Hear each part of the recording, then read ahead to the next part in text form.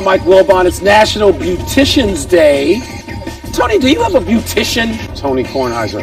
I don't look this hot by accident. Wow. I even travel with a beautician. Wow, you and Oprah. Yeah. Well, I didn't know that. Oprah, of course. So Oprah's great traveling minds think alike. Yeah, there are certain things you need in life. You need validated parking and you need a beautician. Other than that, you're usually good. I'll take the park. Welcome to PTI, boys and girls. In today's episode, the NBA explores a shorter season. The Twins may make a big move. And do we finally have an answer as to why baseballs are flying farther? But we begin today with a report by Adrian Wojnarowski of ESPN that Kevin Durant has officially opted out of his Warriors contract. Now, Durant can still sign a 5-year max contract with Golden State, where he has played for the last 3 years. But he is now said to be considering the Knicks, the Nets, and the Clippers, as well as the Warriors. Wilbon, does this report change your mind about Durant in any way? No. It doesn't come as any shock that he was going to opt out of this. Kevin Durant can count. He's not going to take $31 million when he can take between $144 million and $240 million or whatever the high-end number is. So, no, this doesn't change anything. It doesn't make us know any more or less about Durant than we knew yesterday or the day before or the day before. It's just, if I had to guess, and that's because I'm putting my values in play. I'm taking the 220 to 240, whatever it is that Golden State can offer me as a supermax, and I'm gonna rehab in that brand new palace in San Francisco, which is a short walk from where Kevin Durant lives, short Uber. And I'm doing that, but I don't know what he's gonna do, and neither does anybody else. So our friend Frank Isola says that the Knicks expect to have a meeting with Kevin Durant. Okay, so that, as we remember from a couple of years back, or 3 years back, Kevin Durant would not even take a meeting with the Washington Wizards, his hometown team. That's right. So if the Knicks are in play, this is interesting to me because the last few years, the Knicks have been a clown show. And getting Kevin Durant would give them a certain credibility that they've never had before. They can wait a year. They waited for Porzingis. I mean, the original plan was to wait for Porzingis, then they dealt Porzingis because there was troubles in paradise there. But the Knicks being in play is interesting to me. The Clippers and the Nets being in play is interesting to me if these reports are to be believed. Because as you know, they've always been in play. I believe that the Clippers and the Nets, I think Durant, it's good for the NBA in New York or LA. But I believe those are second teams. I believe the Knicks are the varsity team. So I wonder, I too, like you, think he's better off signing with Golden State. I think. Sure. But we don't know him. No, you do. Well, a little bit. But again, Kevin Durant is a thinker, and he's not. Look, the Oklahoma City to Golden State in New York now, was totally foreseeable. Because you know what? No matter what Kevin Durant said, and he played it great publicly, he didn't want to be there with Russell Westbrook until the end of time. Right. And that was the bottom line on that. So you know what? That was a smart move. And he goes to a place where he can win multiple championships and MVPs in the postseason, which he did. And now it appears he wants to leave, which I don't Knicks understand. and the Nets, I don't believe it. That's just, but I'm not saying I know what he knows. Do you think it's possible? Feels. I don't know what he feels. Some guys just like to be recruited. Okay? Sure. This would be his second time around. Maybe he just likes to be recruited. And then I'll settle right here in San Francisco in the best arena in the world being finished in about 40 days. Until the next one comes along. Well, it won't be Madison Square Garden because they just rehabbed that one. That's right. Much more interesting story coming out of the NBA, I think, is the league really starting to explore playing an in-season tournament and end-of-season play-in competition and fewer games overall.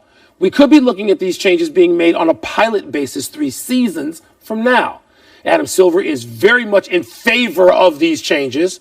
Tone, big deal, little deal, no deal at all. Just as an aside, Adam Silver is very much in favor of a lot of changes, but the changes never take place in the moment. You always have to wait, and that's because of collective bargaining agreements. Right. And I understand that. I understand that. It's no deal at all to talk about it. It's a pretty big deal if they do it. I think you and I both agree that the 82-game regular season is far too long. There are 2 numbers that work better to me. 72, because 72 gives you 2 games with out-of-conference opponents, 1 home, 1 away, and 3 in conference. I think 62 works because you have 2 games. Well, let me explain 62. You get the extra game. You get the extra game within your division.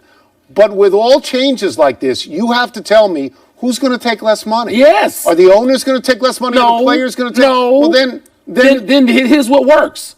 74 games. I'm kind of close to you on this. 74 regular season games. I like the 72 because of the evenness of balance in and out of a conference. But, Tony, I love the play-in notion at the end. That you. Oh yeah, we're 9 and 10, play 7 and 8 one game. Incentivize it to do something other than tank. Let's get back to. So I like that. Does the in-season tournament provide money that somehow Everything provides money? So then you can cut the schedule and have. But what is the in-season tournament keeps bad teams interested, right? Because anybody could win. Yeah, but you can't only play the bad teams, and they got to figure this out. This in-season tournament, and there are all kinds of proposals out there, Tony, and there's going to be advertisers and sponsors out the wazoo. So that's why they're not going to have to take less money for, say, 72 or 74 in tournament and an end of season. They wouldn't. 58 is not in play. Okay. Somebody's proposed that. That's not going to happen. I think 62. Because the television partners, the people who sign our checks, they're not going to be in favor of that either. Let me tell you what this whole thing says to me. It says that Adam Silver is cognizant of the fact that he needs to worry a little bit. That ratings are down, that interest is down, and the games, the regular season games, for the most part, are not as special as he wants them to be. So if you do things, you give up something other than regular season games. Cut down some of those games and involve every team in a tournament. But it is a recognition that the Golden Goose doesn't last forever. You got to work with it. Bob Nightingale of USA Today is reporting that the Minnesota Twins are showing strong interest in trading for Madison Bumgarner. While Bumgarner is only 4-7 for the Giants this year with a 4.21 ERA, last night he struck out 11 Colorado Rockies in 6 innings in the win. Wilbon, would Bumgarner solidify the Twins as the favorites in the American League? Not really. I mean, Bumgarner hadn't been great. I watched Bumgarner last week. Got lit up. Get lit up by the Dodgers. That's right. After he had talked a whole bunch of hoo-ha coming out of the previous game with them. So Madison Bumgarner, this is not, 6 years ago or 4 years ago or 8 years ago. He says he's just as good now. He says he's healthy, ready to go. I don't want to hear what he says. Kyrie Irving says he's a great teammate, too. Did you take that easy? No. Teams full of that? No, you didn't. So Bumgarner can't show the last couple of years that he's worth trusting. If I'm the Twins or any other team, I may take a chance on Bumgarner finding that form, but just because he says it doesn't mean it's going to happen. So I'm going to go to the Twins just for a second here, because the Twins right now have the best record in the American League. The Twins lead the majors in runs. They lead the majors in batting average. They lead the majors in home runs, which means they got more than the Yankees. And the Yankees hitting 5 out every single night. So the Twins are really solid offensively. The analogy I would make here is to Justin Verlander going from Detroit to Houston a couple of years ago. He had a couple of mediocre years for him. He gets there, he doesn't lose at all, and they win the World Championship. They win the World Series. I think Bumgarner is that kind of, I'm not saying the Bumgarner you're seeing now is that pitcher, but a change of scenery with a guy with that talent, maybe that is the spark. You know what made me a little suspicious? I thought Bumgarner was going to come back that way last year or this year.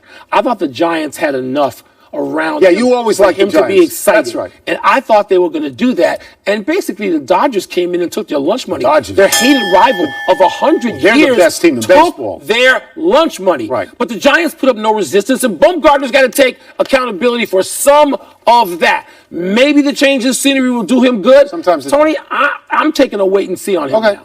I am. Major League Baseball hired a rocket scientist to tell whether current balls flying out of the parks at an absurd rate are juiced. The Athletic is reporting an astrophysicist has determined that baseball is rounder, smoother, and has lower seams than baseballs in recent seasons. Recently, Rob Manfred went as far as to say, quote, "We do think it's a drag issue," close quote. Tony, I told you weeks ago, without a degree in astrophysics, that baseballs and the home runs are bogus. With all of this in mind, should Manfred look at changing the ball? Saying that Northwestern doesn't offer a degree in astrophysics? You think I qualified for it? Good enough for that one? I wasn't good enough. This is a serious issue for me. And if I were Rob Manfred, and I think he probably thinks like this, I would be very mindful that the one sport in which records matter the most is baseball. And they have traditionally, numbers in baseball are sacrosanct. There's no other sport. Doesn't matter anything else. So with an eye on history and an eye on protecting the records in baseball, I think I might want to make sure that the baseball is exactly the same as it was. But, and this is my but, golf balls go further. Yeah, Tennis no rackets records. have more tension to them. Hockey sticks have more whip to them. Doesn't matter. So you would go back automatic. I would go back. I'd like to think I'd go back, but I don't want to sound like a curmudgeon. Tone, a home run ought to come at a premium. There's no premium. It's junk. Every night, 4 of those home runs going out of Yankee Stadium. The ones that go out of right field, 219 feet. Well, but they're pop flies. Tony, okay, you but can that's say what Yankee you want. Stadium. It's still I understand. not a premium. I A understand. home run ought to be special. There's nothing special A about lot the of home these run balls right are now. going out at 420 and 440. A lot of going out at 338. They're going out fast. You know, as Al Davis said, he goes down high. But if the This is what baseball's happens. juiced, Do you think it changes? It probably changes a little bit every single year. I don't think it's juiced. when I say juiced, it What means does that there's mean? something. Rick Sutcliffe talks about this. I keep telling you, we're going to get Rick on this show.